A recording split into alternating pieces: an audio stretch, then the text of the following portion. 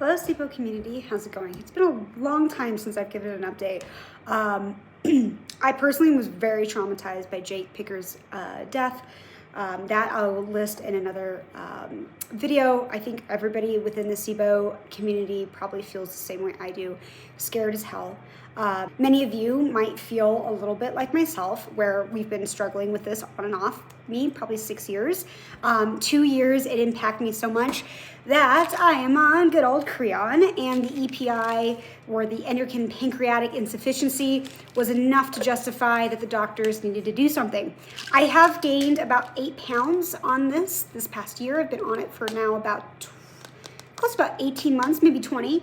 And I don't really notice an effect mentally. My biggest struggles are especially after like any type of food or like sugary instance like this beautiful gluten-free bagel.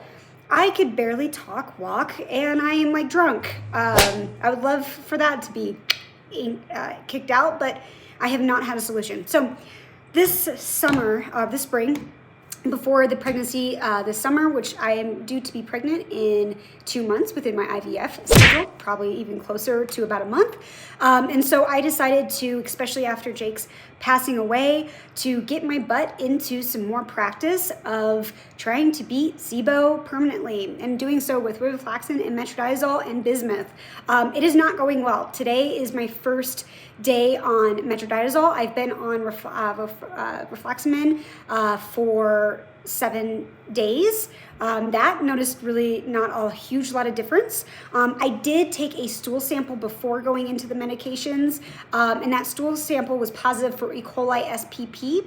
I am CLEB specific in my last stool sample, so I was high on CLEB, and now I'm high on E. coli, or probably both, because I didn't do a CLEB sample this time.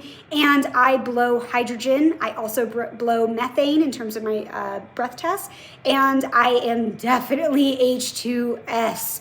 When I say shaking on the H2s, I feel the H2s. And I think a lot of people within the Sibo community, if you can't walk, talk, and you feel dizzy every single day, you probably have H2s. Well, let me tell you, it is debilitating. I can barely have a conversation with somebody. Okay, so my last video just cut off abruptly. My phone died. Anyway, so let's talk about H2S and how you're feeling and how that's different than D-lactic acidosis, or if there is a difference, or the same, or not, or maybe. So in my case, I listened to the Sibo community and watched this amazing video on YouTube about his experience with D-lactic acidosis after he eats one of these, or some milk, or some like sugary, milky substance.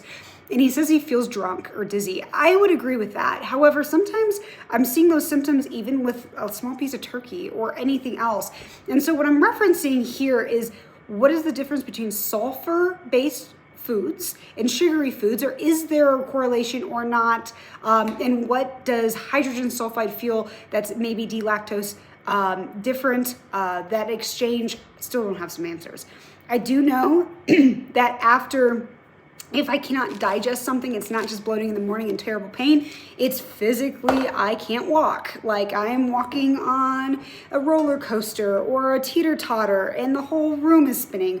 I believe that has something to do with my lower colon, either evacuating too quickly or too, but that's kind of giving me that sensation that I'm falling from the Tower of Doom at Elish's. And that feeling sucks. So D-lactose acidosis, is that what's causing my lower colon to drop, or is it hydrogen sulfide? My secondary hunch after the years of suffering is it might be hydrogen sulfide, and because that is so toxic. You are literally getting gases that are creating brain waves that are literally toxic to the brain. If your eyes feel like they're like bright colors and you're constantly blinking, maybe it's not allergies, maybe it's the hydrogen sulfide. So love for the doctors to press into that. The other thing I recommend is, as I'm doing the metronidazole, yes, it is making these symptoms 10 times worse, especially with the riflaximin, but also I'm considering digestive enzymes in addition to my Creon. I've seen a difference, and I've actually seen a little bit of an additional weight gain using these. These also have ginger, and this has artichoke. which kind of gets that small intestine to bind. I actually feel my stomach start to go a little bit with some coffee, and I'm having a regular bowel movement around the afternoons and late evenings, which is better because it's a little bit more condensed. Big goal this year, get pregnant, get a little bit more of a baseline, but also have my stools sink, because my stools are still floating. And I hate that, and I don't know why. This is the hydrogen sulfide. I would love for others that have an H2S positive mark breath test. I have all three, methane, hydrogen, and H2S. So I'd love anybody else that has some floating stools and some weird brain waves. Thanks again.